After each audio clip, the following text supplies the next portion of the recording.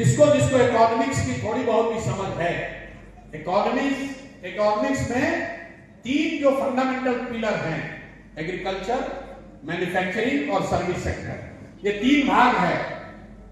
Agriculture और industry दोनों, manufacturing मिलाकर, छोटे बड़े सब उद्योग, सारा कृषि मिलाकर इनका योगदान है 35%। मतलब अगर बिहार की जीडीपी 100 रुपए है तो एग्रीकल्चर और मैन्युफैक्चरिंग मिलाकर 35 रुपया इन दो क्षेत्र से आता है, 65% सर्विस सेक्टर से आता है। तो आप फैक्ट्री बड़े लगाएं या छोटे, 65% तो उससे बाहर ही रहेगा।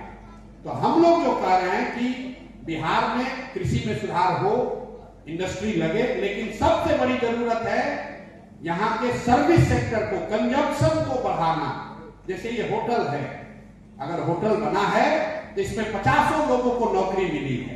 लोग अगर आकर होटल का उपभोग करेंगे तो सरकार का रेवेन्यू बढ़ेगा, उसी से खर्च आता है, उसी से इनकम बढ़ती है। ये कैसे होगा? इसके लिए सबसे ज्यादा जरूरी है आपके हाथ में, प्रोडक्टिव ईयर्स में आपके हाथ में कैपिटल होना चाहिए, जिसको हम लोग बोलचाल की भाषा में कहते हैं। जो युवा है उसके पास काम करने के लिए पैसा होना चाहिए। समझ धीरे धीरे अपने आप बन जाएगी। कैपिटल आपके पास नहीं है। बिहार देश का सबसे ज्यादा कैपिटल स्टार्व्ड स्टेट है। पूंजी नहीं है लोगों के पास काम करने के लिए। क्यों नहीं है? क्योंकि बिहार में प्रति व्यक्ति आय है 35,000 रुपया सालाना। 35,000 रुपया सालाना यहाँ का प्रति व्यक्ति आय है।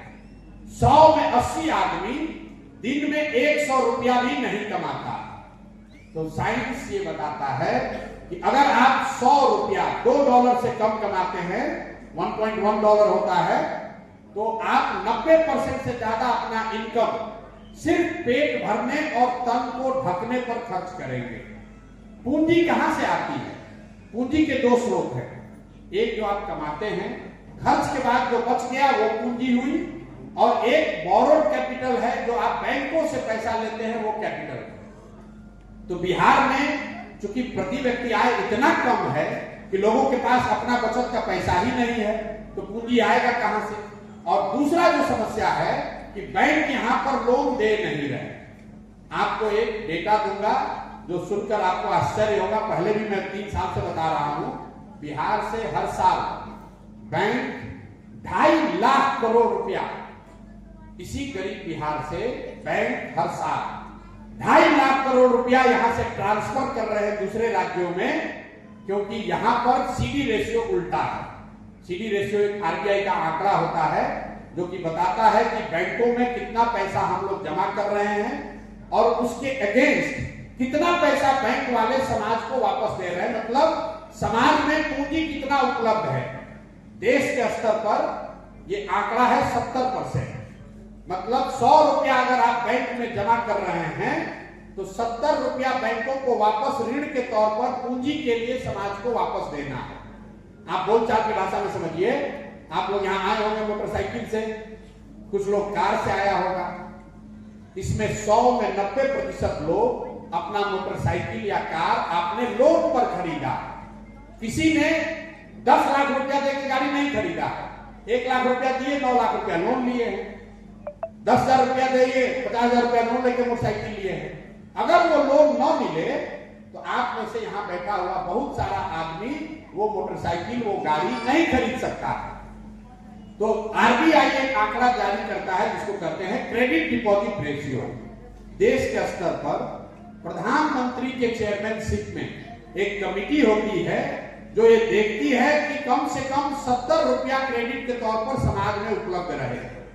राज्य के स्तर पर मुख्यमंत्री के चेयरमैनशिप में कमेटी होती है जिसका काम है ये देखना कि बैंकों से 100 के अगेंस्ट 70 रुपया पूंजी के तौर पर उपलब्ध हो।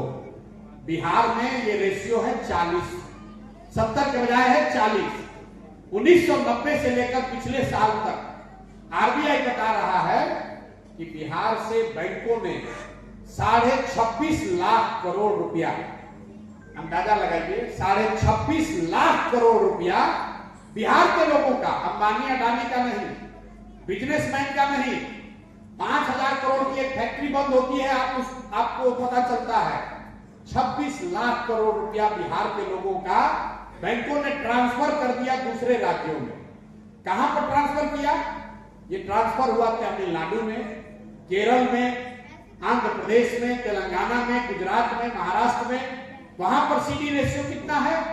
वहां पर सीडी रेशियो है 90, 95, 100, 105। पिछले वित्तीय वर्ष में बिहार में आपने, हमने, बिहार की गरीब जनता ने टोटल पैसा जमा किया 4,61,000 करोड़ रुपया, 4,21,000 करोड़ रुपया। बैंकों में आपने, हमने जमा किया 4,21,000 करोड़। 40% सीडी रेशियो होने की वजह से पूंजी हम लोग को मिली 1,61,000 करोड़। बाकी 2,80,000 करोड़ रुपया बैंकों ने दूसरे राज्यों में भेज दिया। तो जन सुराज का आउट ऑफ बॉक्स कह लीजिए या नई सोच कह लीजिए, हम लोग का जो स्कीम है कि अगर सीडी रेशियो को बिहार में 70 कर दिया जाए, जो नेशनल एवरेज के बराबर है, तो हर साल बिहार में 2 लाख करोड़ रुपया अलग से लोगों को उपलब्ध हो जाएगा, ताकि आप घर बना सकें, रेस्टोरेंट खोल सकें, बिजनेस कर सकें, गाड़ी खरीद सकें। और जिस दिन आपको वो लोन मिलेगा, आप आज 4 कमरे का घर बना रहे हैं, कल 6 का बनाइएगा, तो स्वाभाविक तौर पर आपको ज्यादा मजदूर लगेगा, ज्यादा सीमेंट बिकेगा, ज्यादा छड़ आएगा। तो क्रेडिट की उपलब्धता कराना एक बड़ा आमूल चूल नई बात हम लोग बता रहे हैं, जिसकी चर्चा बिहार में कोई नहीं करता। यहाँ के फाइनेंस मिनिस्टर से जाके पूछ लीजिए कि भाई प्रशांत किशोर ने कहा कि 26 लाख करोड़ रुपया बैंकों ने भेज दिया, तो कहेगा ये क्या होता है, ये सीडी रेशियो क्या होता है भाई। ये चीज बिहार में लागू करनी होगी। दूसरा, रोजगार के लिए हम लोग क्या कह रहे हैं? 3 बात कह रहे हैं। उसमें पहला है पूंजी की उपलब्धता।